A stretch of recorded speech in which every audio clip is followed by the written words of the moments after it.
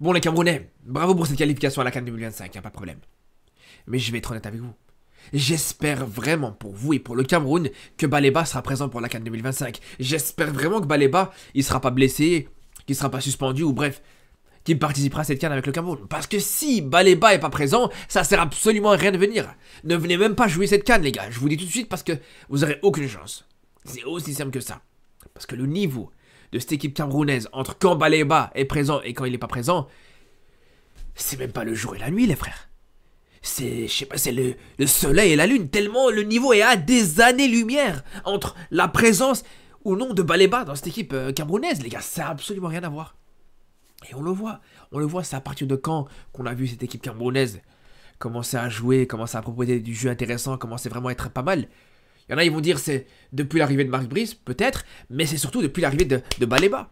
C'est depuis que Baleba s'est imposé comme titulaire dans cette équipe camerounaise, les gars. C'est là où on voit vraiment une équipe du Cameroun intéressante à voir jouer. Et il suffit juste de voir sur le mois passé, les gars. Quand on voit sur le mois passé, entre le match contre la Namibie où le Cameroun a pu gagner ce match, c'était pas un match exceptionnel non plus, c'était pas un match flamboyant non plus, mais bon, ça reste une victoire du Cameroun. Et quelques jours plus tard, où t'as un Baleba qui était pas à 100%, d'ailleurs il s'est blessé à la fin du match, où là, t'as même pas été capable de battre cette équipe du Zimbabwe. Et on le voit encore sur ce rassemblement, là c'est flagrant. Là, la différence, elle est flagrante. T'as joué contre la même équipe. Au match aller, comme au match retour, t'as joué contre la même équipe, sur l'espace de quelques jours, mais le niveau était totalement différent. On n'a pas reconnu cette équipe du Cameroun, les gars.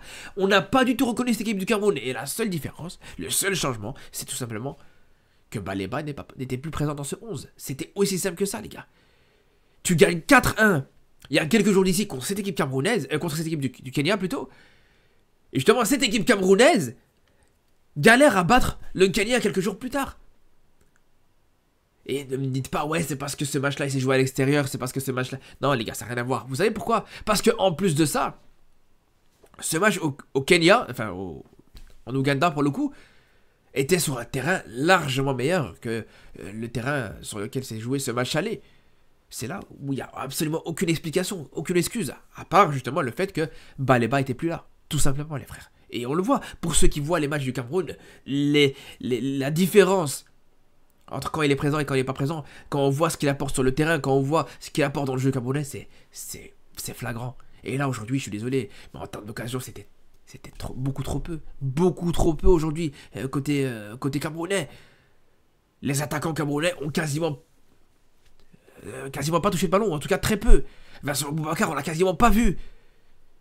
Heureusement, t'avais un Mbemo qui décrochait pas mal et qui arrivait à toucher quelques ballons.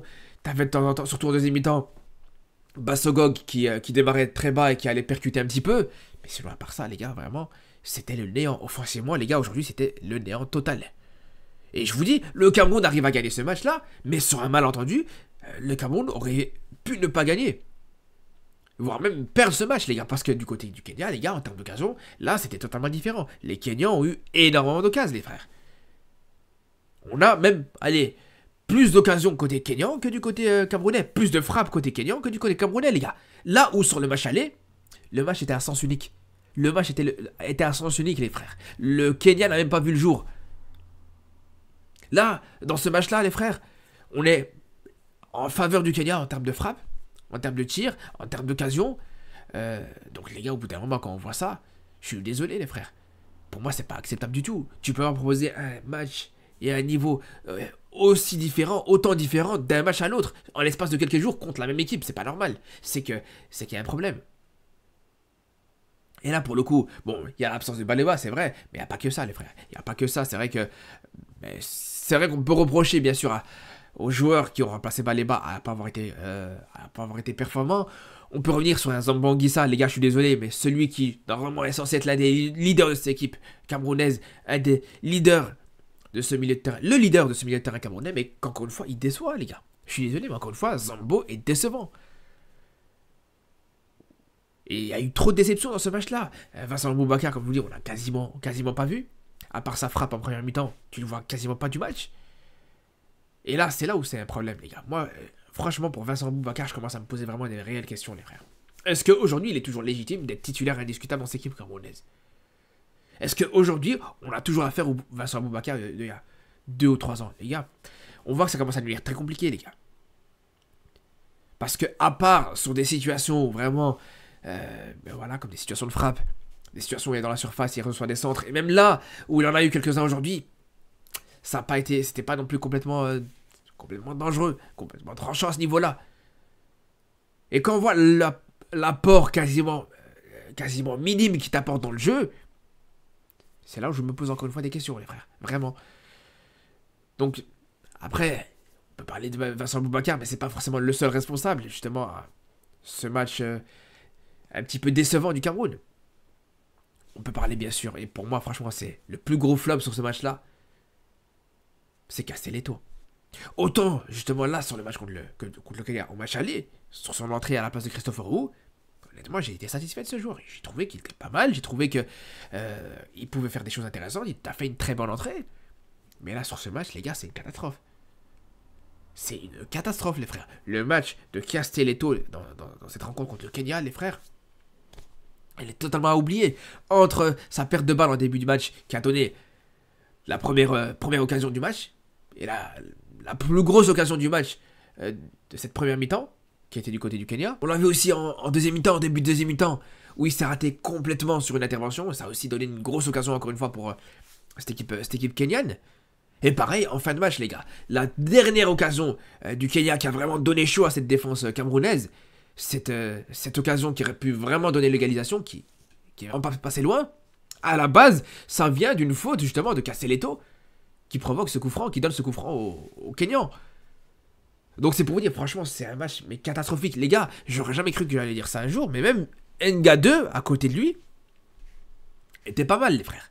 Même Nga 2, dont je suis pas fan du tout, qui est pour moi vraiment le maillon faible de cette défense du Cameroun, pour moi, dans ce match-là, voilà, il est pas mauvais du tout. Même si, bien sûr, il y a encore beaucoup de pertes de balles, beaucoup de déchets dans son jeu balle au pied, ça c'est vraiment quelque chose qui ne changera jamais. Mais voilà, pour le coup, il a été solide. Il a même été solide offensivement sur une situation où il aurait pu ouvrir le score, clairement. Et quand on voit ça, les gars, quand on voit un Castelletto catastrophique, quand on voit, même pareil pour Notolo, les gars. Notolo, sur le match justement sur ce match à l'aller contre le Kenya, vraiment, j'ai trouvé des bonnes choses sur son couloir. Vraiment, les situations où il combinait un petit peu avec Bassogog, défensivement il était solide, offensivement il était très propre, mais là les gars c'était méconnaissable. Méconnaissable, beaucoup trop fébrile offensivement, ça manquait comment dire, de caractère sur l'aspect défensif. Plusieurs fois il s'est fait prendre de vitesse, et c'est là ce genre de choses aussi qui pose problème, parce qu'à partir du moment où tu vois que t'as un Baleba qui est pas présent, t'as un joueur qui est peut-être actuellement ton leader technique, qui est peut-être vraiment le maître à jouer de ton équipe, tu vois qu'il n'est pas présent, tu peux espérer que voilà, le danger vienne d'ailleurs. Des autres côtés, des côtés par exemple. Si ça vient pas du milieu de terrain, si ça vient pas de l'axe, ça peut venir des côtés. Alors autant pour Tchatchawa, c'était pas mauvais, c'était correct. Il y avait des petits débordements, il y avait des situations où il allait un petit peu aider Mbomo sur l'aspect offensif, donc ça c'est très bien. Mais du côté gauche, les gars, Tolo, c'était compliqué. C'était vraiment très compliqué, les frères.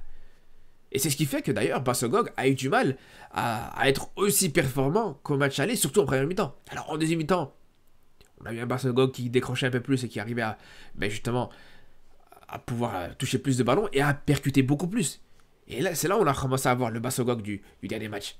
Le Bassogog vraiment qui apporte cette percussion, qui provoque des fautes. Il en a provoqué d'ailleurs énormément, il faut le dire. Mais je vous le dis les gars, pour moi vraiment, encore une fois, il y a beaucoup d'incertitudes dans cette équipe camerounaise, les frères. Vraiment. Ça montre tout simplement que déjà, il y a beaucoup de travail. Il y a beaucoup de joueurs que vraiment, ils sont très limités et qui, j'ai envie de vous dire, n'ont même pas forcément leur place dans cette équipe camerounaise. Ça montre aussi que on peut déjà commencer à parler d'une Baleba dépendance dans cette équipe du Cameroun. Donc voilà, ça reste à voir. Et pour les prochains rassemblements, les prochains matchs, ça va être une bonne chose de voir justement ces matchs contre la Namibie et surtout contre le Zimbabwe, contre qui les Camerounais n'ont pas réussi à gagner sur la dernière rencontre, et vraiment voir le niveau réel des Camerounais qui, pour le coup, là, vraiment, seront dans une optique totalement différente, vu qu'ils seront déjà qualifiés. Là, l'objectif, ça va être vraiment de préparer cette prochaine CAN qui va arriver, et d'être prêt le plus rapidement possible. Donc, C'est là où vraiment ça va être intéressant à voir. Sur ce les frères, on se dit à très vite pour de nouvelles vidéos, pour en parler d'ailleurs du football africain, du football européen et de plein d'autres choses. Donc je vous dis à très bientôt. Et surtout d'ici là, prenez soin de vous.